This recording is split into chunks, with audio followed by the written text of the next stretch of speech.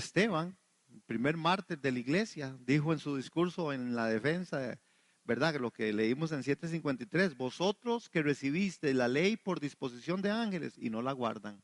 Ok, interesantemente, después el apóstol Pablo, ahí en el verso que sigue, capítulo 7, en el verso 2, él empieza a poner el ejemplo del matrimonio. Pablo hizo un uso de la ilustración sobre el matrimonio, aunque no trató sobre este tema ni el divorcio, solo quiso ilustrar el hecho de que como creyentes no estamos bajo la ley.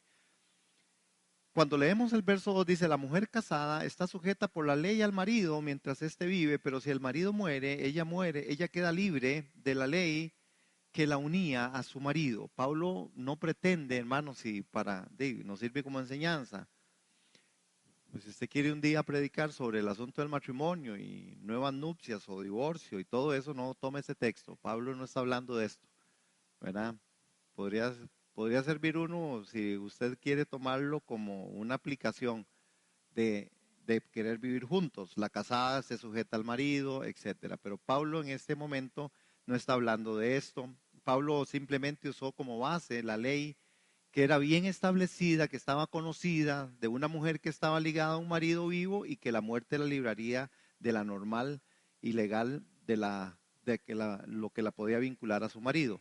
Entonces, el punto aquí se define por un evento, solo un evento. El apóstol está tratando de decir una cosa, y yo creo que es la cosa que tenemos que llevarnos hoy para la casa. La muerte da una nueva vida. Eso es lo que le está diciendo. La muerte es la única que te va a sacar de ese conflicto de la ley. La muerte es lo único que va a hacer que usted sea algo diferente. Hermanos, eso es verdad en lo natural también. La muerte es la que va a dar este paso y dice que nos desligaremos de esto y lo que pasa es que no queremos. Y como no lo queremos naturalmente, tampoco espiritualmente. Otra vez, hermanos, es un paralelo lo que nosotros vivimos. Y entonces aquí el apóstol Pablo está hablando del principio universal entre gente civilizada. El apóstol Pablo usa esta ilustración del creyente en una relación del principio de la ley. Si usted tiene su esposo, usted hasta que no su esposo se muera, usted no queda libre, ¿verdad? Así de fácil. O así de difícil en el caso que fuera. Entonces, la muerte da una nueva vida, hermanos. El punto se define por este evento. Y vean qué interesante. Pero este vive. Pero si el marido muere, ella queda libre de la ley que la unía a su marido. El apóstol Pablo, hermanos, y si estamos hablando de la realidad, cómo la iglesia hoy tiene que vivir, necesitamos entonces entender que hay que morir. Necesitamos entender que la muerte es la que va a traer vida a la iglesia. Cuando nosotros nos despeguemos de un esposo que no es el esposo y que nosotros no vivamos tan ligados a tantas condiciones. Hermanos, nosotros vivimos ligados a formas y uno lo dice, pero a veces piensan que es como es el pastor y como que, ¿verdad? Pero nosotros damos mucho tiempo a un poco de cosas que no es el marido. Nosotros no le damos tanto tiempo al marido. Nosotros le damos más tiempo al otro, que no es el marido. En nuestra vida natural, en nuestra vida, hermano, no, porque ¿qué es ser marido? El ser marido es intimar. El marido y la esposa y el esposo tienen intimidad, tienen relación, tienen comunión, se dicen cosas bonitas, ¿verdad? Se cantan, ¿verdad? Entonces los ejercicios espirituales, hermano, pero ¿con qué tiempo? Conversaba con una persona y decía, sí, es que vengo a trabajar todo el día y apenas llego a la casa, apenas me da tiempo como de comerme algo, lavarme los dientes y dormir. Y sí, yo digo, y sí, claro, y trabajando uno todo el rato. Esa persona que me lo dijo, yo y cualquiera, así somos. El punto está en que si yo quiero entender la realidad de vivir ya no bajo la ley, porque entonces estamos viviendo bajo la ley, hermano, sin que la ley tenga hoy una influencia directa o que sea un asunto, pero lo vivimos. ¿Cómo vivimos bajo la ley? Vivimos esclavizados a aquellas cosas, hermanos, que nos esclavizan de cualquier forma y dejamos de lado muchas de las cosas que el Espíritu de Dios quiere que nosotros sí hagamos. Por ejemplo, trabajar es parte de lo que Dios demanda, ¿verdad? Pero también hay otras cosas que el Espíritu demanda y que el Señor demanda. Adórenme, oren, Dice que la palabra es especial para llegar a nosotros y instruirnos. Hay que instruirse. Es decir, hay un balance, hermanos, muy especial que sale de la escritura, pero nosotros parece que estamos desbalanceados, hermanos. Nosotros vamos a recostados a un lado. Y claro, hermano, entonces no nos alcanza porque nuestras fuerzas son muy limitadas, porque todavía estamos en este cuerpo que es débil. Entonces, uno es el que tiene que ver, Señor, de verdad, por tu espíritu, ayúdame a ver cómo me balanceo en mi vida. Amén. Porque estamos perdiendo, hermanos, y nos volvemos esclavos, hermanos. Es que ese es el tema. Uno se vuelve esclavo, hermanos. Difícilmente las personas por responsabilidad y por testimonio, pero difícilmente usted va a dejar de ir a trabajar si el Señor le dice que no vaya. Ok, la ley matrimonial obligaba a la mujer casada a estar sujeta al marido solo mientras que éste vivía, ¿verdad? Por ejemplo, vean la figura. ¿Qué dice aquí? El marido del hombre, si el marido no ha muerto y se une otro hombre, es adúltera. Ahora, el tema que tenemos que entonces sacar de aquí y desarrollar es quién es el marido primero y quién es el marido segundo, ¿verdad? Ahora, vamos a ir viéndolo aquí, porque el infringimiento de la ley, lo que pasaba es que llegaba a ser adúltero, es adulterio. Jesús acusó a aquella gente de adúlteros porque no creyeron a la palabra que él les había dado. Los profetas como Juan, ¿verdad? Él les habló siendo generación de víboras, les dijo adúlteros, les dijo sepulcros blanqueados Jesús. Juan les dijo, ¿quién les enseñó a huir de la ira venidera? Otra vez, ¿qué pasaría si tendríamos a Juan el Bautista aquí? ¿Qué nos diría en esta noche? Porque, ¿qué es realmente el primer esposo? Hay algunas otras versiones, algunos otros pensadores, algunos otros estudiosos de la palabra. Yo me inclino más porque el primer esposo es Adán y el segundo esposo es Jesús, ¿verdad?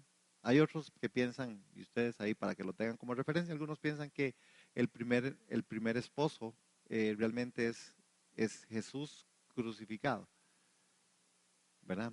Con una cuestión ahí, pero a mí no me da mucho el texto como para pensar eso. Pero este hombre, ay, no me acuerdo ahorita cómo se llama, pero este pensador, creo que se llama el doctor Sandai, interpreta que en el antiguo estado de la conversión al cristianismo, ¿verdad? Dijo que el primer esposo es Cristo crucificado. Él argumenta un poco de cosas ahí, pero a mí me da más la sensación, un poco, ¿verdad? Oyendo a los estudiosos, a los biblistas, que Adán es el primer esposo. Pero, ¿qué tipifica Adán para nosotros hoy? ¿Estaremos ligados a Adán todavía en forma? ¿En la vivencia? Usted puede decir que no, hermano. Usted puede decir que no, pero hay muchas cosas de Adán que son reiteradas en nosotros. Formas, formas de vivencia, formas inclusive de comportamientos. Hay comportamiento de un cristiano que es totalmente adámico, hermano. Es decir, mentir indiscriminadamente no cuesta nada. Hay gente que vive una dualidad, hermano. Dice ser creyente, hermano, y al final es. Entonces, actuamos como Adán, el esposo es Adán. Cuando andamos en la carne, en celos, en envidias, en mentiras, en engaño. Dice, cuando andamos en contenciones, ¿de dónde nace eso? Dice la escritura, de la carne. Y el que actúa según la carne no camina según el espíritu. Y si usted no camina según el espíritu, usted no puede andar con el esposo. Usted anda con el otro. O yo ando con el otro, eso es adulterio. Cuando yo le doy mi tiempo a la otra cosa, hermano, se la doy al amante.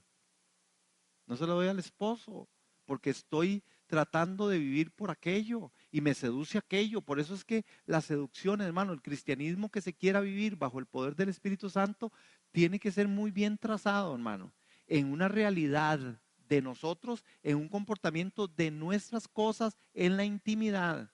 Porque aquí en la iglesia, perdón, a veces para muchos tampoco resulta tan fácil, pero es más fácil. Usted canta, usted alaba, y, ¿verdad? O usted comparte de la palabra, o usted viene al culto. Pero hermanos, ese es cuando nadie me ve, es en la intimidad, es en mis deseos, en aquellas cosas en las que yo estoy poniendo mi vida. Y hay personas que ponen su vida en cosas que no son malas. Yo no estoy hablando de pecado. No, yo no estoy hablando de pecado, de ese tipo de pecado en lo que yo me consumo yendo con mujeres o andando tomando, fumando o haciendo un poco de cosas. No. Estoy hablando de aquellas cosas que nosotros a veces llamamos que son normales, ¿verdad? Pero que nos sacan del propósito eterno de Dios. No sacan, hermanos, no sacan. Así de fácil no sacan. No sacan. ¿Verdad? Uno ve, uno oye. Yo conozco un tipo de grupo que se llama Deportistas para Cristo, ¿verdad? Y son de estos famosos, ¿verdad? Ahí usted los ve todos los que hacen, que es, ¿verdad? Dicen ¿verdad? Esos, ¿verdad? Y hermanos, y usted al final los ve y después, ajá, exactamente. Es decir, es tal a veces lo que es tan deshonesto, hermanos, que saben que hicieron el gol fuera de juego y si fueran muy cristianos dirían, yo no voy a permitir, eso no fue gol. Pero no es verdad, lo celebran, aunque sabe que le dieron con la mano. Ve este muchacho, me acuerdo de este muchacho, y él dice que es creyente, hermanos, este muchacho, el Mambo, una vez cuando, ¿verdad? Atajó una bola con la mano, que iba a entrar en la portería de él, y dijo que no. Y yo decía, qué vergüenza, porque él es de los deportistas de estos, ¿verdad? Igual que otro poco, y decía que no, y yo decía, cuando pasaba la repetición, y él hizo así, ¿verdad? Estaba así, en la pura área, y claro, él ahora le hizo así, con la mano, y dijo que no, y yo decía, ¿dónde vendemos la verdad? Nosotros vendemos la verdad cuando andamos con el otro. Entonces nuestra vivencia espiritual queda lejos. Igual, vea, uno ha visto, uy, y da tristeza, hermanos, ¿verdad que da tristeza? Da tristeza porque al final, hermanos, no es que no lo digan o no es que no lo evidencien, pero si yo lo evidencio, hermano, que por lo menos tenga la capacidad de dar la cara y poder decir, disculpen, me equivoqué, perdón, sí fue mano. Mano, dar la cara por la verdad, pero a veces no, y no pasa solo con ellos, pasa con otro montón de gente. Hoy aquí en esta Costa Rica, hermanos, todo el mundo es cristiano. Ya se tiraron el debate, ¿va? Del padre y la diputada, ¿verdad? Ahí se tiene un buen pleito, una buena cosa, porque doña Laura, ¿verdad? En vez de ejercer su presidencia, sencillamente se echó para el otro lado, ¿verdad? Y dijo, no, Costa Rica y mi gobierno y todos están consagrados a la Virgen. Yo digo, su abuela. Es decir, hermanos, es cosas que, ¿cómo es posible? ¿Verdad? Entonces hay todo un debate ahí interesante. Pero nos decimos cristianos, nos decimos personas así. Ahí es donde está el tema. La muerte da una nueva vida. Si nosotros realmente entendemos esto, entendemos que muertos a la ley, la muerte mediante el cuerpo de Cristo, es lo que dice, ¿verdad? Así también vosotros, hermanos míos, habéis muerto a la ley al incorporaros a Cristo, para que seáis de otro esposo, del que resucitó entre los muertos, a fin de que llevemos frutos para Dios. Porque vea qué interesante, el asunto del fruto, usted también lo da en la carne o lo da en la ley. La gente que vivía bajo la ley también daba fruto, ¿verdad? Ellos daban fruto, pero no eran fruto para Dios. Aquí en este texto, ¿verdad? Porque ¿qué dice la Escritura? Que el fin de la ley es Cristo para justicia a todo aquel que cree. Es Romanos 10:4, ¿verdad? Dice, porque el fin de la ley es Cristo. ¿Cuál es el fin de la ley? Cristo, hermano. Entonces, no es que un asunto, la ley no se derogó, hermanos, así porque ya dijo, ya no estamos fuera, la ley ya no existe, no. No, la escritura dice que el fin de la ley es Cristo. Si yo estoy en Cristo y vivo como Cristo quiere que yo vivo bajo la influencia del Espíritu Santo, la ley conmigo no tiene nada, hermano. Pero si yo no vivo bajo el patrón de estar en Cristo y vivir bajo la influencia del Espíritu Santo, la ley a mí me persigue. ¿Cuántas veces y cuántos cristianos sigue haciendo cosas meramente por la pura ley? Es la religión la que maneja el tema, es la religiosidad, porque el fin de la ley es Cristo, para justicia a todo aquel que cree. La palabra que se traduce por fin es una palabra griega que es telos, que significa justamente eso, hermanos, fin. El fin de la ley es Cristo. ¿Ok? Romanos 10:4. Entonces, otra traducción expresa, al incorporarnos a Cristo, habéis muerto con Él a la ley para pertenecer hacia otro esposo. Ahora sois de Cristo, de aquel que resucitó. De este modo, nuestra vida será útil para Dios, hermano. Nuestra vida será útil para Dios. Yo tengo que dar fruto. La muerte mediante el cuerpo de Cristo. Es que vean, ahí es donde nosotros entramos también, hermanos, cuando habla de la muerte mediante el cuerpo de Cristo, está hablando de que es a través de ese sacrificio hecho una vez y para siempre, hermano. Entonces, el punto a veces es que nosotros tenemos que entender que usted, el que usted no tiene que hacer nada. Y tenemos que entenderlo desde ahí. Usted no tiene que hacer nada, pero al final lo tiene que hacer todo.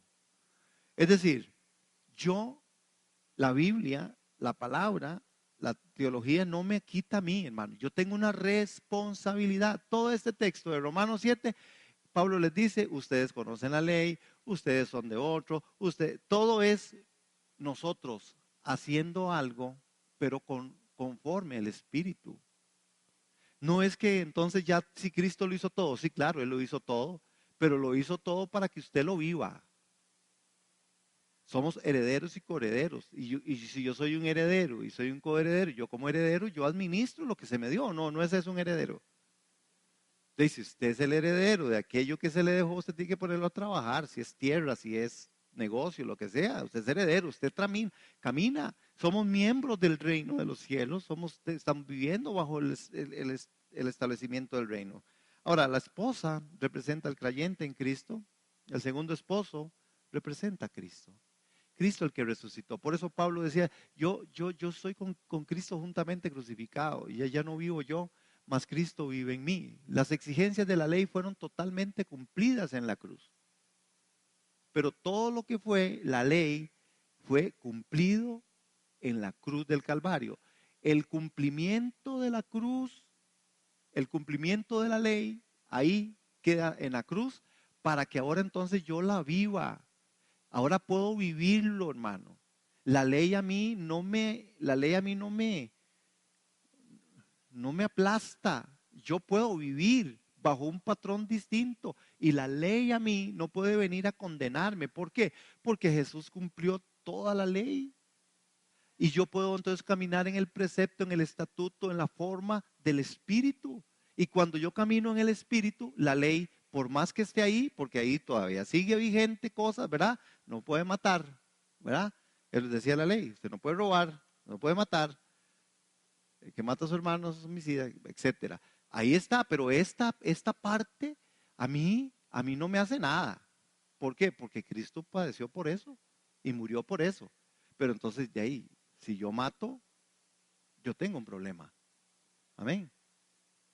Pero porque la ley sigue ahí está, hermano. No, el primer marido es Adán. El segundo marido es Cristo. Sí, pero con el segundo es cuando Cristo resucita, es el primero. Y el segundo. Es que Cristo es conocido como el postrer Adán, como el segundo Adán. ¿Verdad? Entonces, con respecto a la ley, cuando Pablo está hablando de la ley, está pensando en aquellos que viven conforme a Adán. Él habla de la carne, él habla de algunos aspectos que son Adán en el pecado. Nosotros nacimos bajo pecado por el primero, por Adán. Entonces, este primero, Por eso él dice, cuando el marido muere, este muere, ya el segundo se convierte en el primero. Es decir, ya yo, ahora lo que pasa es que cómo revivo, yo revivo al Adán, yo revivo a ese primer marido, lo revivo con mi forma, con mis acciones. Hermano, esto pasa en la vida natural, mucho. ¿Cuántas personas en sus vivencias traen los patrones de conducta aprendidos, verdad? Y entonces, a veces la esposa hace el papel de mamá y el esposo el papel de papá. Y es una repetición de un escenario de otro tiempo. Así somos muchas veces nosotros. Pero entonces, el primer Adán es el primero. Cuando éste muere, dice Pablo, si éste muere, usted tiene libertad para que usted se pueda casar con aquel que resucitó. Ese fue solo Cristo, ¿verdad? Entonces ese es el primero. Entonces, cuando aquí dice que está andando con el otro, ¿verdad?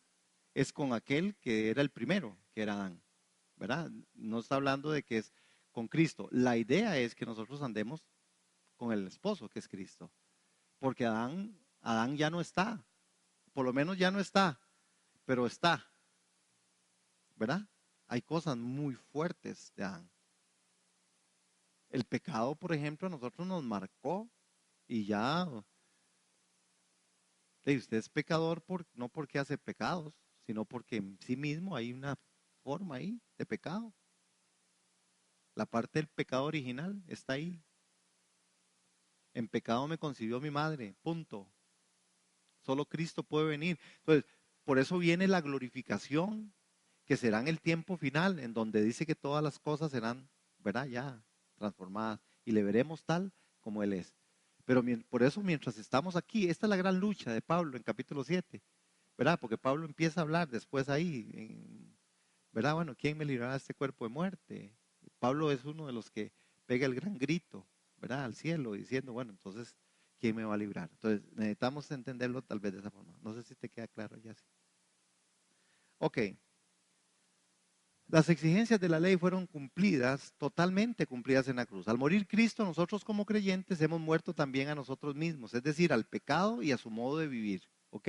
Entonces, cuando vemos Gálatas 2:20, el apóstol hablando de esta parte, tiene un propósito, hermanos. No es morir por morir. Con Cristo estoy juntamente crucificado, pero para Pablo es para que llevemos fruto para Dios. Es decir, para Pablo la muerte y en la Biblia la muerte en Cristo y los que mueren en Cristo es porque van a llevar fruto para Dios.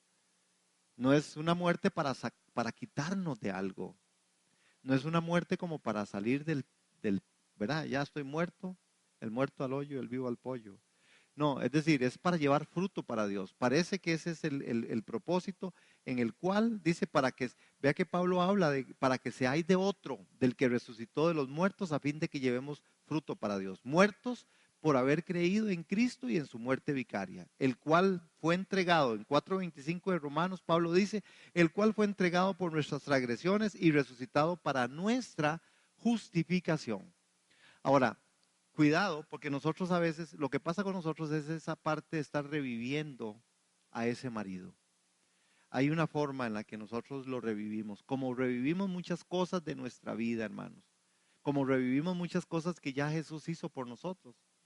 Si hay algo que es fuertísimo en nosotros dentro del cristianismo, es esa parte, hermanos. Somos buenísimos para revivir cosas. Revivimos cosas que ya Jesús trató en la cruz del Calvario. Pero nosotros seguimos insistiendo, hermano, y nosotros volvemos. Entonces, hay gente que es cíclica, ¿verdad? Ahora les llaman bipolares y ahora les llaman depresivos. Eso es mentira, es falta de ir a la cruz. Perdón, yo soy como muy así, pero es verdad, hay cosas que no son tan así. Ah, no, es que hay cosas que la gente no quiere negarse a sí misma, tomar la cruz y seguirle a Él. Y la otra parte, y la última partecita, vivos en Cristo y para Cristo. ¿Para qué? Para llevar fruto. Dice, para que seáis de otro, ¿verdad? Del que resucitó de los muertos a fin de que llevemos fruto para Dios. Hay muchos creyentes que tratan de vivir cumpliendo la ley con las fuerzas de su vieja naturaleza heredadas por Adán. Hay gente que se esfuerza, hermano, y se esfuerza en sí misma. Bueno, es una cosa así, inclusive se condenan todos y no hacen algo, porque viven una forma religiosa, hermano, que que al final tampoco está dando un fruto para Dios. Está dando un fruto para sí mismo y se siente muy bien, hermanos. Y ahí está, hermanos. ¿Cuál es la forma de éxito que el mundo hoy habla? ¿Y cuál es el éxito que la iglesia hoy está también proclamando? ¿Qué es una iglesia exitosa? ¿Qué es un hermano exitoso? Véalo, hermano. Dentro de aquí, gracias a Dios, yo creo que no se practica, o por lo menos muy, muy poco, pero normalmente un hermano exitoso es aquel que tiene todo un montón de cosas, porque por fuerza ha hecho todo, por fuerza dio para tener, se supone, ¿verdad? Por fuerza hace un poco de cosas ¿verdad? Para poder lograr tener otras cosas. Entonces, ese principio de vida vinculado al cumplimiento de normas debe ser sepultado porque el cristiano está unido a Cristo viviente y la vida cristiana consiste en agradarle a Él con la fuerza del poder del Espíritu Santo. Cuando hablamos de que sea Cristo revelado en nosotros, que Cristo sea formado en nosotros, estamos hablando de una realidad que no me quita a mí de en medio, que me pone más bien a mí de frente. Cristo en ti, la esperanza de gloria. Cristo en mí, la esperanza de gloria. Cristo cumpliendo todo propósito, dando fruto para el Padre en mi forma, en mi comportamiento, en mi testimonio, en lo que yo soy, hermano. Pero hay gente que igualmente hay otro extremo, ¿verdad? Quieren eliminar al hombre, sencillamente agarrar y decir, no, pues es solo Cristo. De ahí así sería muy chirote. Es verdad, la obra es de Cristo, el único sacrificio, no hay nada que yo pueda hacer, pero de lo que Él me demanda a mí, que yo debo hacerlo, hermanos, y lo debo hacer porque Él tiene que ser glorificado y tengo que llevar fruto. Hermanos, el fruto es algo que siempre va a manifestarse y es una petición de parte de Dios. Usted tiene que llevar fruto, yo tengo que llevar fruto. ¿Cuál fruto? Ese de vivir bajo el Espíritu, hermano. Yo tengo que ser una persona que vivo bajo el poder del Espíritu Santo. Entonces, yo no quiero vivir, no debemos vivir más bajo la ley, debemos de vivir bajo el poder del Espíritu Santo. Amén. Si la única forma de salir de vivir bajo la ley es viviendo bajo el poder del Espíritu. ¿Cómo ciframos qué es vivir bajo el Espíritu entonces? Es buscando las formas que Dios en medio de la palabra, hermanos, inteligentemente. Por eso hay que estudiarla, hermano, porque si usted no sabe, si usted no la sabe, usted no la vive. No es posible. Porque por eso es que hay mucha gente que no conoce la escritura y se va por lo que cualquiera dice. Y están haciendo un montón de cosas, hermano, que al final usted dice, pero ¿dónde salió eso? Alguien se lo dijo y lo está viviendo fielmente, hermano, y está aferrado a aquellas cosas que a veces usted dice, que estas, ¿de dónde? Y uno dice, ¿qué es estas iglesias tan extrañas y tan raras, hermano? Pero esa gente son fieles a lo que escucharon, porque no estudiaron la palabra, porque no se metieron, hermanos, en la escritura y bajo el poder del Espíritu Santo para poder salir adelante y hacer lo que Dios quiere que sea y llevar fruto para Dios. Entonces, necesitamos nosotros valorar y evaluarnos bajo qué dirección estamos viviendo. Necesitamos vivir bajo el Espíritu. Nosotros somos de aquel que resucitó de entre los muertos. Nosotros ya no vivimos según la carne, nosotros vivimos según el Espíritu. Amén. Somos espirituales. Amén. Nosotros no somos carnales, somos espirituales. Porque así es como Dios está trabajando con nosotros. Y la espiritualidad nos lleva a la santidad. Por eso la santidad es un proceso, es un caminar diario, constante, diario, constante. El que es santo, santifíquese. ¿Cómo? En mi caminar, hermanos, en mis formas, en mis pensamientos, en todas esas áreas de mi vida en las que yo tengo que ir poniendo cada día la forma de la escritura. ¿Qué dice la Biblia? ¿Qué dice la escritura? Bueno, y yo debo vivir conforme a la palabra, aplicada a mi contexto. Amén. Amén. Bueno, yo espero que este tema de la realidad de Dios, porque vea que van a ser las 12. Estamos en la última hora. Yo sigo creyendo eso. Y poder ver, hermanos, que de verdad vivamos en esa realidad. Que el Señor nos ayude en esto, hermanos, porque sí es necesario una iglesia que sea real, una iglesia concreta, una iglesia que adore, tangible, una iglesia que viva en el Espíritu Santo. Amén.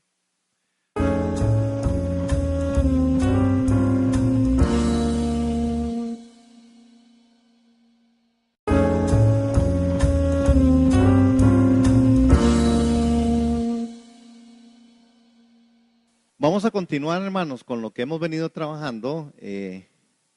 sobre la parte de la, ¿dónde estoy? Aquí. El Espíritu y la palabra. Sobre la parte de la realidad que nosotros tenemos que vivir. Y aquí hay una gran realidad en esta noche, es con respecto a hoy. Hoy no va a durar para siempre, hermanos. Hoy no va a durar para siempre. Un poco el tema en el libro a los Hebreos, este texto no lo dice, no está ahí así, pero dice hoy, ¿verdad? Hoy, pero hoy, y tal vez más adelante vamos a verlo, solo lo pongo ahí para que lo tengamos en mente. El hoy de Dios no va a durar para siempre. Hay un hoy de Dios que está presente, pero no dura para siempre, ¿verdad? Entonces Dios tiene su plan y su propósito trazado. Entonces, deja que tu fe sea más grande que tus miedos. Así es que, solo como para reflexión y empezar a recordar qué es lo que estamos trabajando, qué es la realidad espiritual, la realidad en el libro de Hebreos, 7 aspectos. Hoy vamos a ver los 2 últimos aspectos y después vamos a entrar, si nos da tiempo, a libres de la ley bajo el régimen del Espíritu. Las recomendaciones del libro de los Hebreos que nos dice, que nos están recomendando, que nos está exhortando, que nos está dando cómo vivir la realidad. Y el 5, las consecuencias terribles de pecar y no volver atrás. ¿Se acuerda? Que dijimos que la horrenda cosa que quedaba a caer en manos de... Es más, ahí tengo la filmina, yo se las puedo poner, pero no es que ya vamos muy atrás. Pero les digo entonces, bueno, las 5 son las terribles consecuencias si insistimos en pecar y volver atrás. Habíamos dicho que en este punto lo que tendríamos que ver nosotros es que el tema de caer, de pecar y volver atrás trae consecuencias. El libro de Hebreos dice, tienen que tener cuidado. Dice, porque si usted peca y vuelve atrás, hay una horrible consecuencia. Dice, hay una horrible expectación de juicio. Y tal vez yo no lo toqué mucho porque hoy en el regreso del Señor y en la entrada al reposo vamos a ver un poco esta parte de por qué es que el autor de Hebreos nos está dando esa recomendación. Si queremos realmente vivir la realidad del Espíritu, entender que las consecuencias de caer en el pecado son consecuencias reales, no es como el papá asustando, diciendo, si usted lo hace, usted va a ver lo que le va a pasar si lo hace, como más o menos nosotros, ¿verdad? A los chiquillos. Vea que se lo he advertido, vea que ya le hablé, vea que ya se lo dije, vea que, bueno, usted se va a tener. No, hay una horrible expectación de juicio si nosotros esa consecuencia, si insistimos en pecar y volver atrás, ¿ok? Pero lo vamos a retomar un poco más adelante, pero pónganlo como número 5. Entonces, la realidad, hermanos, estamos hablando de vivir la realidad de la palabra y del Espíritu. La iglesia tiene que estar siendo una iglesia que de verdad nos comprometamos con nosotros mismos a vivir lo que de Dios procede, hermanos. Es un compromiso mío, no es un compromiso del otro, o lo que estén haciendo otra iglesia o lo que está haciendo las otras personas. Es mi compromiso, es mío, es mío. Dios me va a pedir cuentas a mí, no le va a pedir cuentas a nadie. A doña Vivi no le va a preguntar si me porté bien o mal, porque seguro ella diría todo lo contrario. Pero al final es yo delante del trono de Dios. Amén. Ok, entonces, cuando hablamos del regreso del Señor, qué bueno yo. Estamos hablando en Hebreos capítulo 10, en el verso 26 al 31, y esta parte es el regreso del Señor. ¿Qué dice esta escritura? Vamos a leer y vamos a ir a Hebreos capítulo 10, en el verso 26 al 31. Dice así en el capítulo 10, verso, ¿de qué se me hizo? 26. Ok. Dice, porque si pecaremos, queridos amigos, si seguimos pecando a propósito después de haber recibido el conocimiento de la verdad, ya no queda ningún sacrificio que cubra esos pecados. El autor de Hebreos empieza diciendo que si pecamos voluntariamente después de haber recibido el conocimiento de la verdad, ya no queda más sacrificio por los pecados. aquí es donde el autor de Hebreos empieza a hablarnos a nosotros de algo que es muy importante que nosotros podamos ver. El autor el autor de Hebreos, vuelve el pensamiento a lo que Deuteronomio capítulo 17, y alguien que me lo busque, verso 2 al 7, habla que en la generalidad lo que habla es sobre la expulsión y la muerte aquel que ha practicado la idolatría. En este texto de Deuteronomio, y parece que el autor está ahí, hermanos, horrorizado con este aspecto del pecado, porque él se vuelve hasta el pensamiento de Deuteronomio, que quien lo tiene ya, 17, 2 al 7, sí, señora. Cuando empieces a vivir en las ciudades que el Señor tu Dios te da, podría suceder que un hombre o una mujer del pueblo haga algo malo a los ojos del Señor y desobedezca el pacto. Por ejemplo, podría ser que sirviera a otros dioses o rindiera culto al sol, a la luna o a alguna estrella, es decir, a las fuerzas del cielo, lo cual he prohibido terminantemente. Cuando te enteres de algo así, investiga a fondo el asunto. Si resulta cierto que se ha cometido ese acto detestable en Israel, entonces llevarás al hombre o a la mujer responsable de esa maldad hasta las puertas de la ciudad y lo matarás a pedradas. Sin embargo, nunca le quites la vida a nadie por el testimonio de un solo testigo. Siempre tendrá que haber 2 o 3 testigos. Los testigos deberán arrojar las primeras piedras. Luego se sumará el resto del pueblo. De esa manera limpiarás la maldad que hay en medio de ti.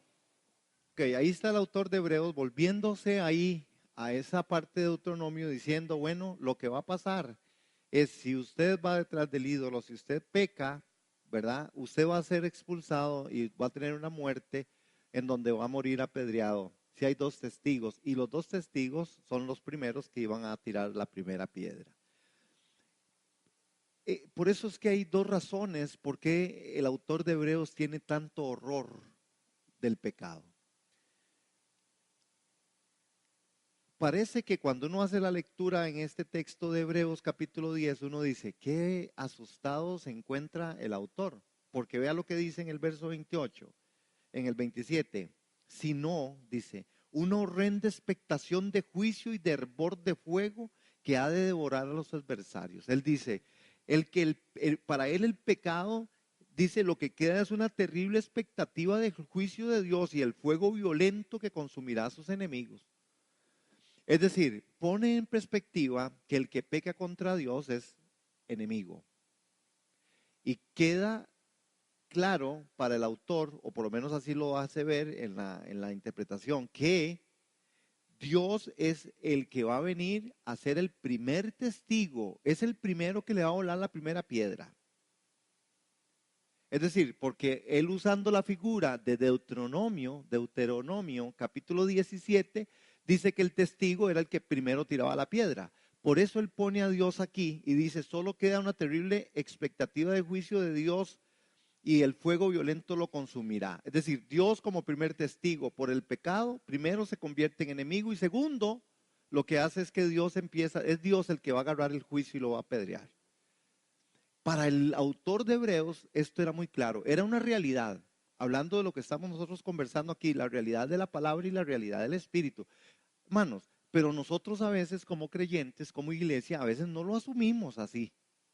A veces hay un pecado que se comete deliberadamente, hermano, con premeditación, alevosía, calculado y de todo, hermano. A veces esta parte de la realidad, de lo que Dios está hablando aquí en el libro de los Hebreos, que es como Él concibe a alguien que peca, para nosotros esa palabra a veces no es real. ¿Por qué? Porque uno ve que muchas veces la iglesia camina muy livianamente, hermano. Se permiten muchas cosas, nos permitimos otras. Es decir, caminamos a veces, hermanos, en medias tintas, ¿verdad? Entonces, es de tomar en cuenta. Ahora, 2 razones por qué tiene horror del pecado. Bueno, es dentro de la lectura y dentro de lo que él viene comentando, el autor de Hebreos, es que la vivencia de persecución anterior de la iglesia para él fue muy fuerte. La iglesia que fue perseguida, esa iglesia donde él viene compartiendo y conversando de lo que esta iglesia estuvo viviendo, porque él les decía, es más, allá en los capítulos 3, en el capítulo 5, Y él habla de toda esta forma de sufrimiento, que era un sufrimiento muy terrible lo que estaba viviendo. Ahí es donde él pone una de las razones por las que él no quiere, ¿verdad?, que verdaderamente venga el pueblo al pecado. Y les dice, cuidado ustedes, ¿verdad? Caen otra vez, amigos. Cuidado, siguen pecando a propósito, porque va a venir entonces otra vez una gran persecución a la iglesia. Otra de las cosas, en el verso 28, vea lo que él argumenta de Deuteronomio: el que viole la ley de Moisés por el testimonio de 2 o 3 testigos muere irremisiblemente. Vean el 29, ¿cuánto mayor castigo pensáis que merecerá el que pisoteare al Hijo de Dios y tuviere por inmunda la sangre del pacto en la cual fue santificado e hiciere afrenta al Espíritu de gracia? Vean, hermanos, aquí hay una argumentación que es la segunda razón.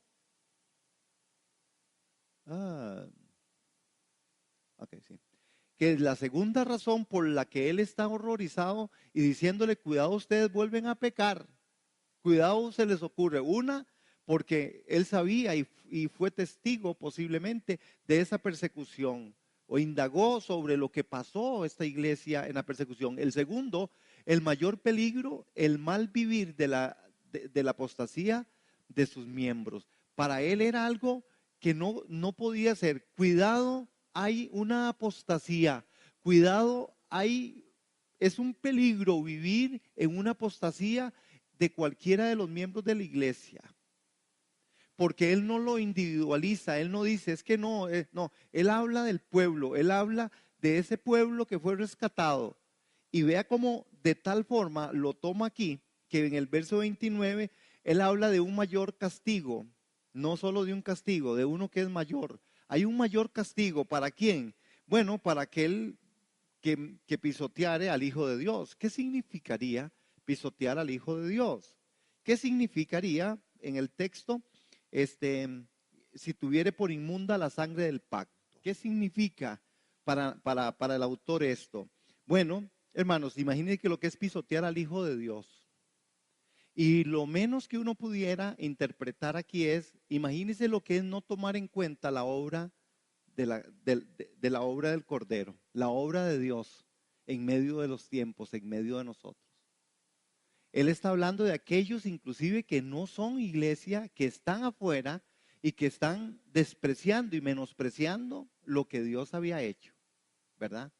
Entonces, nosotros hoy tenemos que contextualizarnos como iglesia y entonces tenemos que ver qué es para nosotros pisotear al Hijo de Dios o, o tener por inmunda la sangre del pacto en la cual fue santificado, y el que hiciere afrenta al Espíritu Santo. Hermanos, por eso yo creo que si uno quisiera resolver esto muy, muy así, muy a la ligera, no tan a la ligera, pero por lo menos muy simple, es no estar viviendo la realidad del Evangelio, hermano. El que yo no vivo en la realidad del Evangelio, en la realidad del Espíritu, en la realidad de la palabra, esto me pone a mí, hermanos, a pensar que yo pudiera ser una persona que estoy pisoteando la obra de Cristo. Porque es como que usted me da un regalo a mí, porque esa es la salvación, un regalo dado. Y que sencillamente usted me regale aquello y yo lo menosprecie, y yo lo tenga por menos, y yo lo tenga por poco. ¿Se acuerdan que hablamos la semana pasada que él había hablado con guardar y cuidar una salvación tan grande? De esto se trata este otro texto. Él estaba diciendo, ustedes deben de cuidar una salvación que se les dio. Cuidado, ustedes descuidan, cuidado, se deslizan. ¿Se acuerda que hablamos de deslizarnos, que es un asunto que va poco a poco? No es como tropezarme y caer, que deslizarme es como un asunto que me voy, que me voy, que me voy hasta que caí, ¿verdad? Hasta que me sonó el sopapo. Entonces, tenemos que tener cuidado y ver que el peligro del vivir de la apostasía de los miembros, hermanos, cuando Acán pecó con el anatema, cuando Acán vino y no hizo lo correcto y agarró y desobedeció a Dios, a lo que Dios había hablado, hermanos, murieron muchos de todo su núcleo familiar. Alguien diría, pero ¿por qué no solo Acán? Porque el problema de esto, hermanos, es que somos un cuerpo, es que somos una familia. Ajá. Y cuando uno es familia, es familia. Ustedes saben por qué se dice que es familia, por la sangre, ¿verdad? Es sangre, es primo porque es el hijo de fulano, de sutano, de pendejo, etcétera. Eso es, hermanos, en este texto, ¿verdad? Creo que es capítulo 7 de Josué, cuando Acán y vean lo que le pasó, hermanos, a él y a toda la familia. Y oiga, y el pueblo se salvó por un minuto, porque Dios es justo, ¿ok? Entonces tenemos que tener mucho cuidado nosotros y revisar. Los miembros deben ser fieles, hermanos. El mal testimonio de los que dicen ser cristianos es lo que ha minado a la iglesia, hermanos. Si hay un tiempo donde la iglesia está minada, está, ¿qué? Digo, en vez de minado, fisurada, donde está, ¿verdad? Debilitada, es exactamente en los malos testimonios de los que dicen ser cristianos y no lo son, hermanos. En donde se dicen ser hijos, pero no lo son. Vean ese verso 30 también. Vean lo que dice, pues conocemos al que dijo, mía es la venganza, yo daré el pago, dice el Señor. Y otra vez, el Señor juzgará a su pueblo. Es decir, en este verso, ¿verdad? Conocemos al que dijo, yo tomaré venganza, yo les pagaré lo que se merecen. Y también dijo, el Señor juzgará a su propio pueblo, hermanos. Es decir, Dios no se quita del tema de lo que es Él como Dios. Es un Dios que va a juzgar, hermanos. Es un Dios que va a traer juicio. Pensamos que cuando yo oigo estas discusiones que a veces se dan y oigo gente diciendo cosas incoherentes tales como que no es lo mismo el Dios del Antiguo Testamento que el del Nuevo Testamento, hermanos, yo digo, ¿dónde es que hemos quedado con este tema? ¿Cómo que no es el mismo? Es el mismo. Ayer, hoy, siempre y por los siglos de los siglos de los siglos. Que nosotros no estemos viviendo la realidad que el pueblo de Israel sí la vivió por las consecuencias tan al momento, tan al instante, ¿verdad? Como bueno, como cuando en el libro de los Hechos, ¿verdad? Se nos narra ¿verdad? Cuando llegaron y dice, Pedro les dice, ¿por qué ustedes han mentido al Espíritu Santo? ¿Verdad? No me acuerdo de estos finados. ¿Mm? Ananías, Ananías Herrera, Zafira Chavarría. Es decir, hermanos, vean, yo creo que en un momento histórico la iglesia sí tomaba muy en la realidad la palabra y por eso es que la palabra tomaba validez. Pero nosotros estamos viviendo momentos muy, muy, muy fuertes, hermanos. Tan fuertes como que se le revuelve a uno el estómago y se le queda la boca más abierta que estar uno del dentista. Oigan las declaraciones de este señor que vive en Roma, que la tiene toda. ¿Ah? Es, es un, este es un asunto delicado, hermano. Es decir, una declaración y gracias, Yeka, por el mensaje. Ajá. Bueno, ¿cómo es posible que este hombre diga, bueno, es que y apenas va acorde al catecismo de la Iglesia Católica, dice, que estas personas, bueno, vea, hay una incongruencia espantosa, porque si yo me tiro al alineamiento de las Escrituras, no puedo agarrar el dogma. Entonces, el señor muy inteligentemente, porque se ha echado un montón de gente al bolsillo con su sonrisa, ¿verdad? Yo no fui muy político, sumamente político. Ese hombre debería ser como lanzarse a presidente, porque es sumamente político, con todo mundo queda bien, ¿verdad?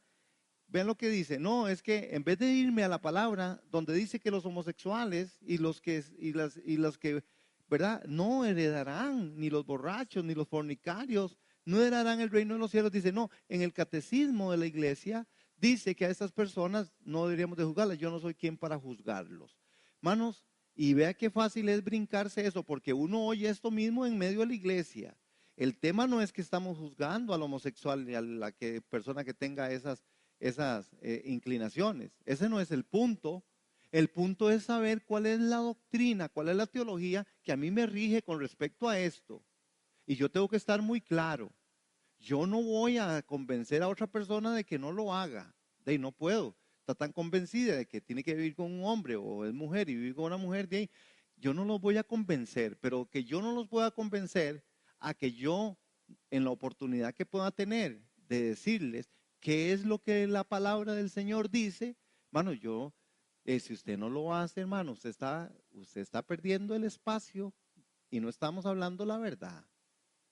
Una cosa es que si quieren vivir así, vivirán así, hermano. ¿Yo qué puedo hacer? Es verdad que no puedo hacer nada. No puedo hacer nada. Pero lo que puedo hacer es vivir conforme a la verdad. Y si yo tengo la posibilidad y la oportunidad de conversar, tengo que denunciarlo, hermano. Entonces, el punto está otra vez, y ni les quedó bien a los de aquí. De todas formas, los de aquí son medios, ¿verdad? Los de aquí menos les quedó bien. Dijo que muy frío en sus declaraciones, ¿verdad? Que muy frío en las declaraciones del Papa, que debió haber dicho que no, que viva, ¿verdad? Que viva España, de nadie se baña, que viva el mundo. Hermano, imagínese usted, ¿sabe qué fue lo que se me pareció a mí cuando yo leí eso y volví a releerlo? Yo dije, no hay mucha diferencia entre este hombre y el hermano de Abraham. Entre Lot vivía en medio de toda esa gente.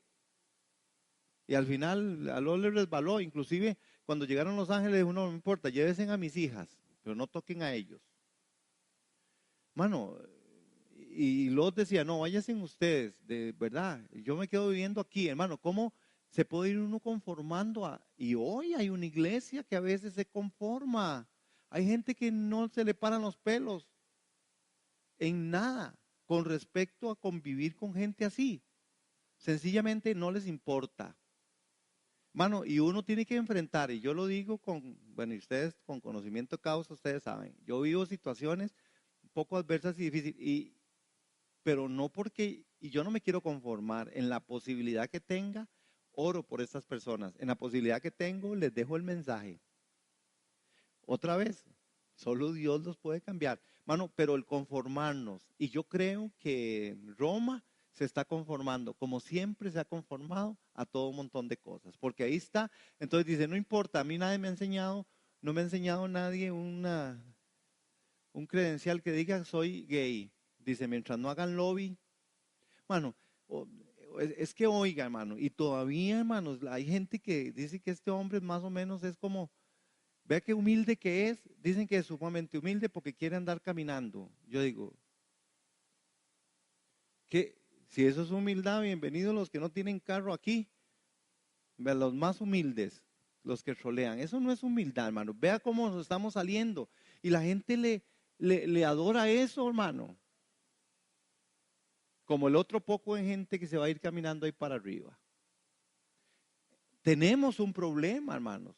¿Por qué? Porque muchas veces el mal testimonio no solo está ahí, el mal testimonio a veces está en medio de la comunidad de fe, hermano.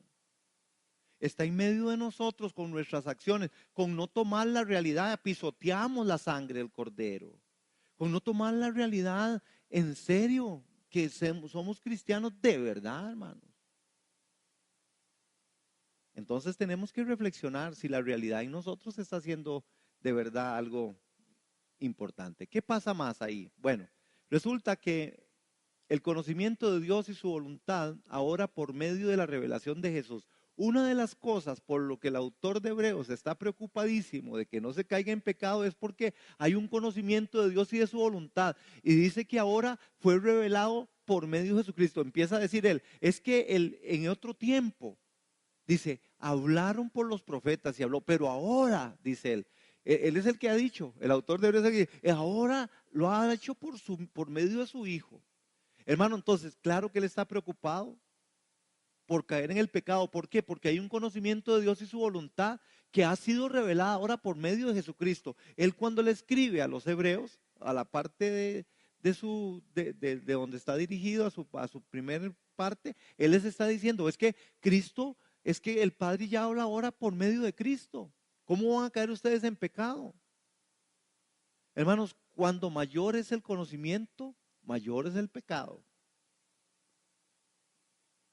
Como dijo el otro, ¿no? Entonces ahora mejor no estudio, ni leo, ni voy a la iglesia. Es decir, hermano,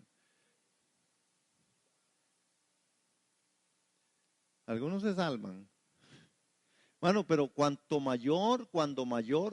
es, ¿no? Cuando mayor es el conocimiento, mayor es el pecado. Entonces nosotros a veces somos muy buenos para sentir con la cabeza, ¿sí, va? A veces parece que todos lo sabemos. Sí, sí, sí, sí, sí, sí, sí, sí, sí. ¿Verdad?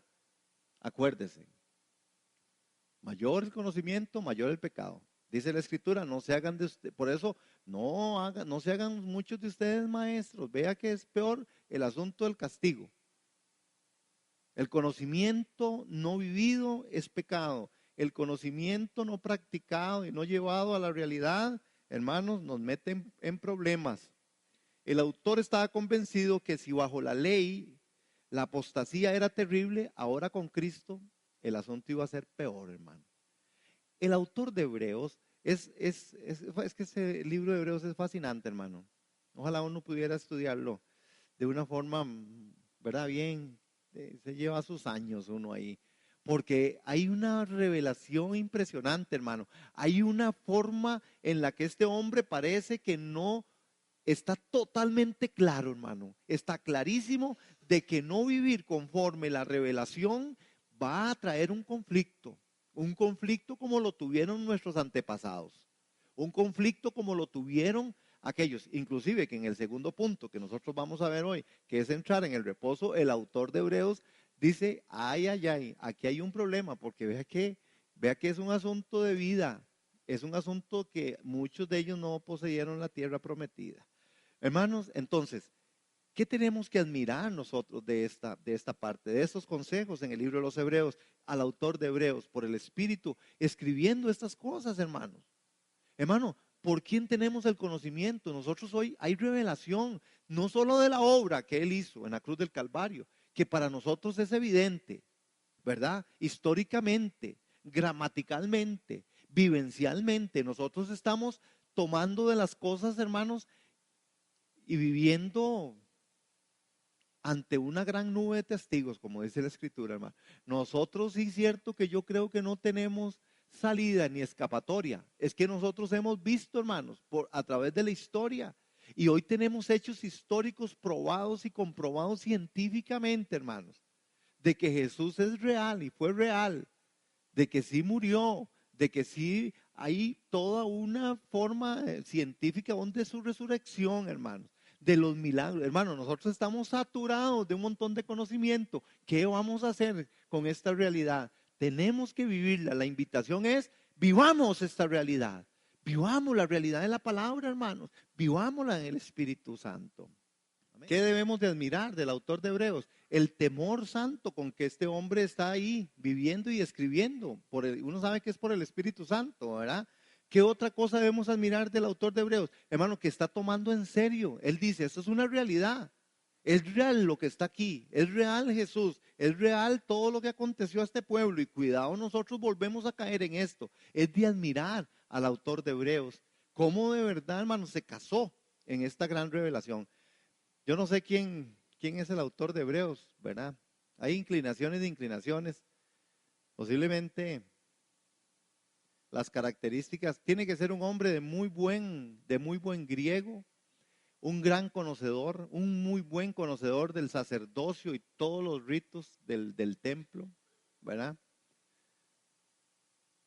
Yo casi estuve convencido por un tiempo de que era Bernabé, pero como hay otros que dicen que es Pablo y otros quisieran que fuera Lucas y otros quisieran que fuera Apolo. Entonces, cada uno mejor que se quede con el suyo. Pero es impresionante, hermanos, cómo este hombre, ¿verdad? Y cuando uno hace un poquito de lectura, y yo que no tengo el idioma, ¿verdad? Para poder investigar más, porque no lo tengo en la parte del griego o el hebreo, ¿verdad? Pero es cuando uno investiga, ¿verdad? Y averigua, hermanos, es que este es una una forma, hermanos, en esta presentación de la carta a los hebreos, hermanos, que lo deja usted diciendo, ¿qué es esto, hermano? ¿Qué es esta realidad? Ahora, el asunto está en qué es la realidad que yo estoy viviendo. Ahora, dos aspectos de este punto. Necesitamos entereza y constancia, hermanos. Si nosotros realmente queremos vivir la realidad en estos tiempos de que ya el Señor viene, debemos de vivir como si el Señor viniera. Ese sería el mejor punto de la convicción. Si usted cree que el Señor viene, yo creo que la vivencia en la santidad sería un punto en el cual nosotros vamos a tener que tener mucha entereza, mucha fuerza, mucha constancia. Hermanos, y aquí es donde la iglesia a veces fallamos, hermanos. No hay constancia. A veces nos cuesta estudiar las escrituras, nos cuesta tener constancia en medio de la adversidad. Nos cuesta tener constancia y entereza en medio de las dificultades, hermanos. Porque cuando estamos bien, como que todo va bien. ¿Verdad? Mientras usted tenga ahí platilla y el trabajillo y la salud no le ande tan mal, usted va, hermano. Pero cuando ya empiezan a aparecer ciertas cosas, uno empieza a ver la gente ya murmurando de Dios. O a veces ve uno la gente quejándose de Dios, ¿verdad? En medio de todas las cosas. Necesitamos tener presente el final. El autor cita Habacuc 2:3, ¿verdad? ¿Y qué es lo que dice en Habacuc 2:3? Esta visión es para un tiempo futuro. Describe el fin y éste se cumplirá, aunque parezca que se demorará en llegar. Espera con paciencia, porque sin lugar a dudas sucederá, no se tardará. Es decir, el Señor viene, ¿verdad? Ahora, el autor cita ahí, porque él tiene muy presente el final. Él está diciendo, aunque usted piense que tardare, él va a venir. Él va a venir. Hermanos, él va a venir y está viniendo, ¿verdad? Esa atención del ya y el todavía no en nosotros debe estar presente y actualizado, hermano.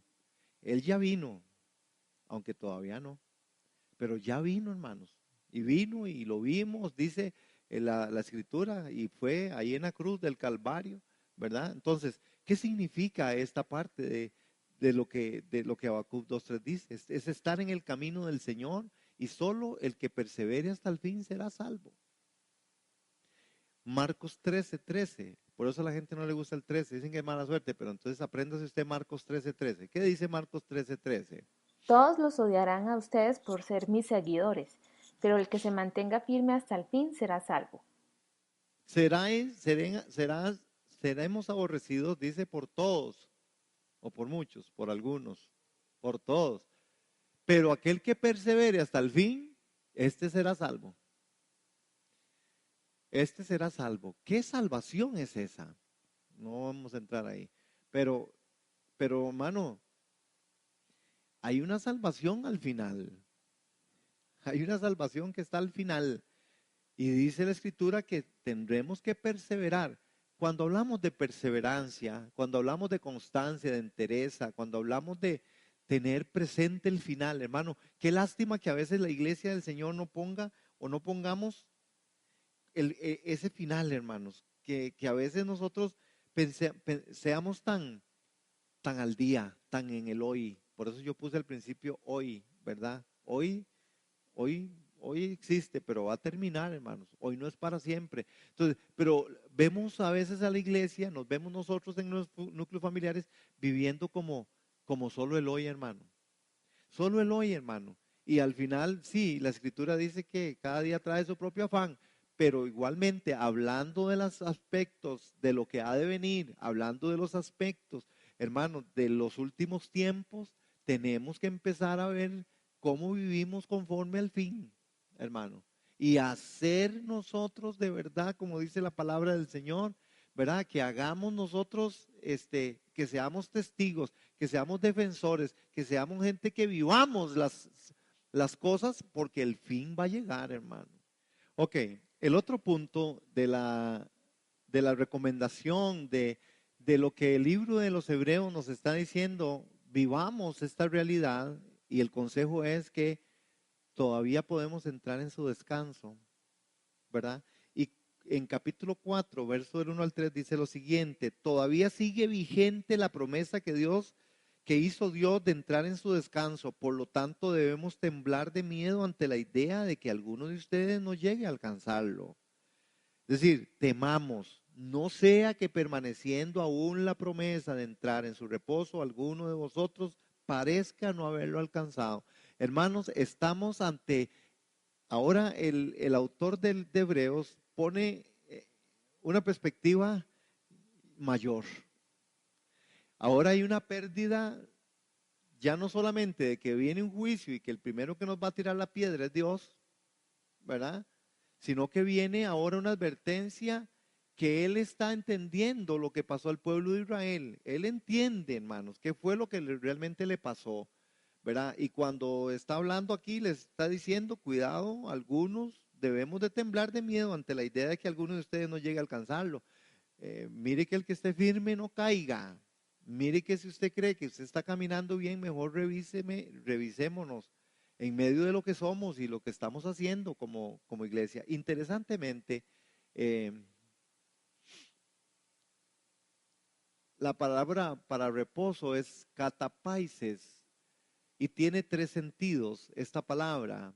Ok, catapaises es en tres sentidos. Parece que el autor de los Hebreos usa tres sentidos para esta palabra. Uno es la paz de Dios, ¿verdad? El reposo pudiera ser ese catapaises, la paz de Dios.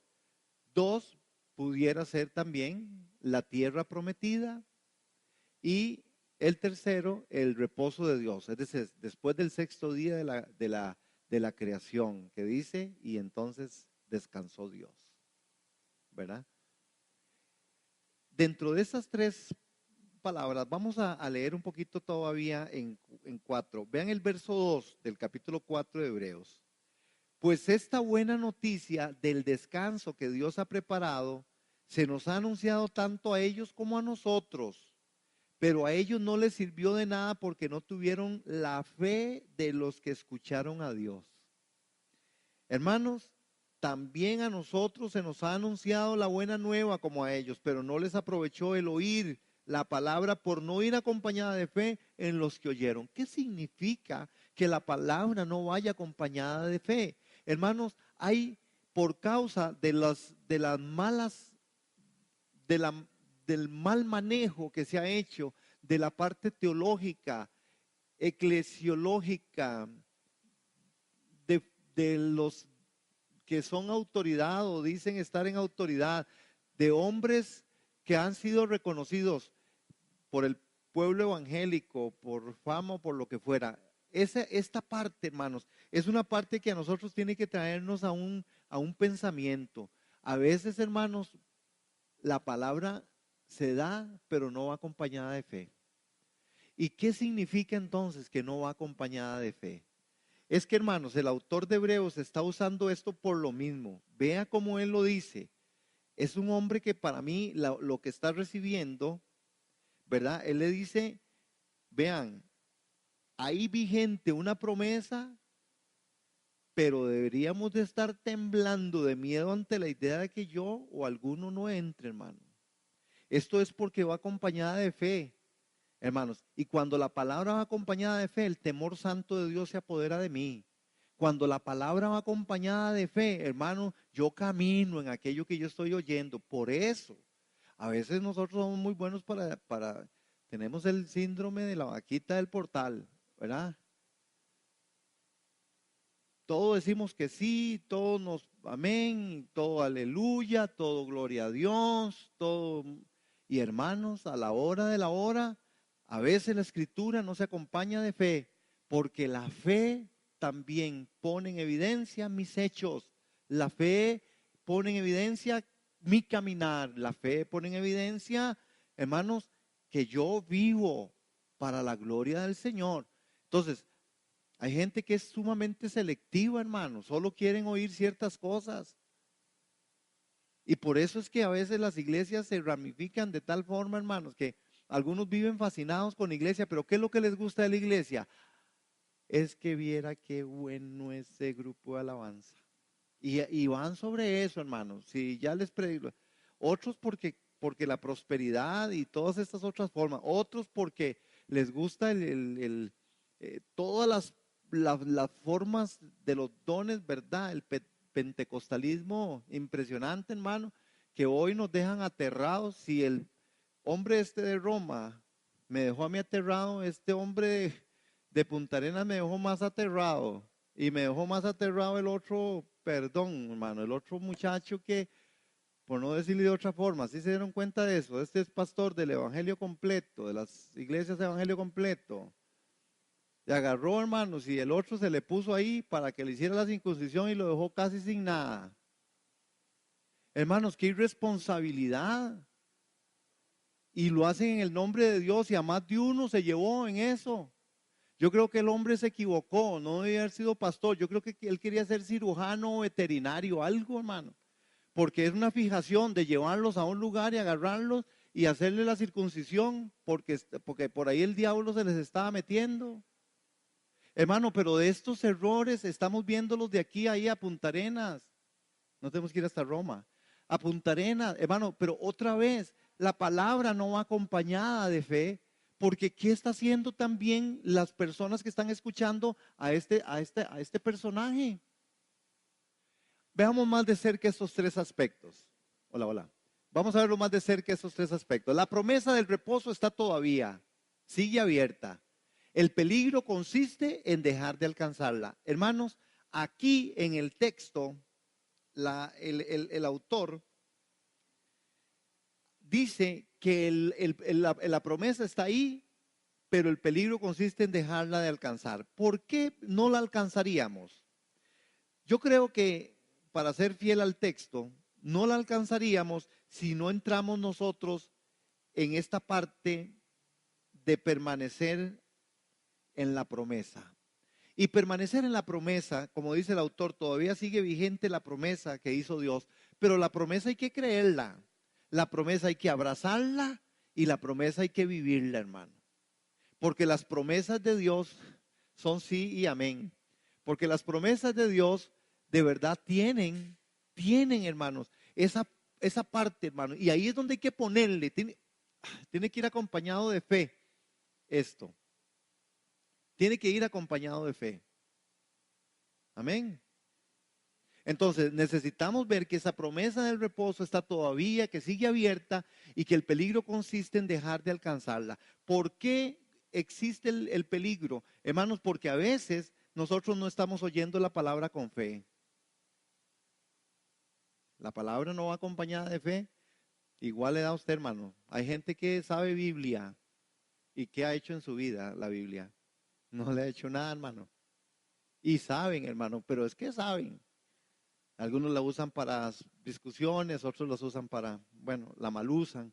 Entonces, este aspecto de la promesa del reposo está todavía y está abierta. Cuidado, no la alcanzamos. En el verso 2 dice, pues esta buena noticia del descanso que Dios ha preparado se nos ha anunciado tanto a ellos como a nosotros, pero a ellos no les sirvió de nada porque no tuvieron la fe de los que escucharon a Dios. El verso 3, pues solo los que creemos podemos entrar en su descanso. En cuanto a los demás dijo, en mi enojo juré, ellos nunca entrarán en mi lugar de descanso. Note el 3, pues solo los que creemos podemos entrar en su descanso. Hermanos, la incredulidad es parte de lo que no nos deja alcanzar la promesa. Lo que a nosotros no nos deja. Los israelitas dejaron de entrar en el reposo. Aquí es en la tierra prometida, ¿verdad? Ahí fue donde no entraron. ¿Verdad? A ellos se les había prometido la tierra y dijeron, bueno, ahí no van a entrar ustedes. Moisés y todo ese otro grupo, dijo por allá en Santa Bárbara, Nel Pastel. Es decir, no entran. Y no entraron a la tierra prometida en este particular, que era la tierra como tal, ¿verdad? La promesa. Hermanos, pero ¿qué es lo que en el enojo dice? Yo me enojé y ahí dije yo, ellos no van a entrar en el lugar del descanso, ¿verdad? Tenemos que tener cuidado. ¿Qué otro aspecto? Que podamos ver más de cerca estos tres aspectos.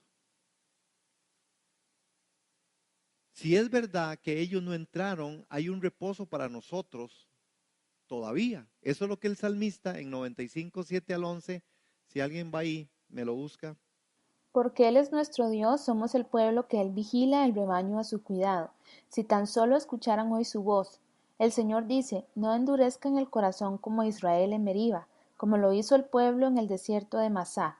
Allí sus antepasados me tentaron y pusieron a prueba mi paciencia, a pesar de haber visto todo lo que hice. Durante 40 años estuve enojado con ellos y dije, son un pueblo cuyo corazón se aleja de mí, rehúsan hacer lo que les digo. Así que en mi enojo juré, ellos nunca entrarán a mi lugar de descanso. Ok. Entonces, hermanos, vieron ustedes, no sé si notaron esto, perdón, esta parte, la promesa del reposo que está todavía abierta y el peligro de no alcanzarla. Este es el primer término que se usa. ¿Cuál era? ¿El primero? La paz de Dios. Tiene que ver con la paz de Dios, ¿verdad? El segundo es con respecto a los israelitas, que tiene que ver con la parte de la que decía, de la tierra prometida. Y el tercero, ¿verdad? Para los que están ahí anotando, tiene que ver con esta otra parte del reposo, ¿verdad? De que se habla ahí y que el autor de Hebreos también lo habla en el verso 4, porque dice, porque en cierto lugar dijo así del séptimo día y reposó Dios de todas sus obras en el séptimo día. ¿Ok? Entonces, cuando veamos esto del reposo, lo que tenemos que tener cuidado es si de verdad nosotros estamos apuntando a hacer las cosas que Dios quiere que hagamos. El hoy de Dios no ha terminado. La promesa sigue abierta, pero hoy no va a durar para siempre, hermano. Es que el autor dice, pero hoy es el día. Y la escritura por varios lados dice, hoy es el día de salvación. Hoy, hermano, hoy es el día. Porque a veces, hermanos, nosotros tenemos la tendencia de esperar, hermano, que las cosas vengan. O cuando se está muy mal, se va, hermanos. O cuando, ¿verdad? O cuando la situación ya está así como, ¿verdad? Estresante, entonces la cosa, este, ya ahí sale uno y corre, hermano, y ahí sí que torta, y ahora qué hacemos, hermano, tenemos que tener cuidado para de verdad alcanzar este reposo de Dios. Aquí y ahora por la fe debemos entrar en el reposo de Dios, aquí y ahora. Hoy no va a durar para siempre, hermano. Entonces hay que dejar que tu fe sea más grande que tus miedos. Hay que dejar que nuestra fe sea mayor, que recibamos la palabra con fe, hermano. Cuando se dice las promesas de la escritura, deben estar ahí, hermanos, y debo atesorarlas, y debo de tratarlas, y debo de trabajarlas, y debo de hacer las cosas como Dios quiere que yo las haga, para entrar en ese reposo. ¿Por qué se afana uno tanto? ¿Por qué se turba el corazón? ¿Por qué no entramos en la paz de Dios? Hermanos, que es el que sobrepasa todo entendimiento.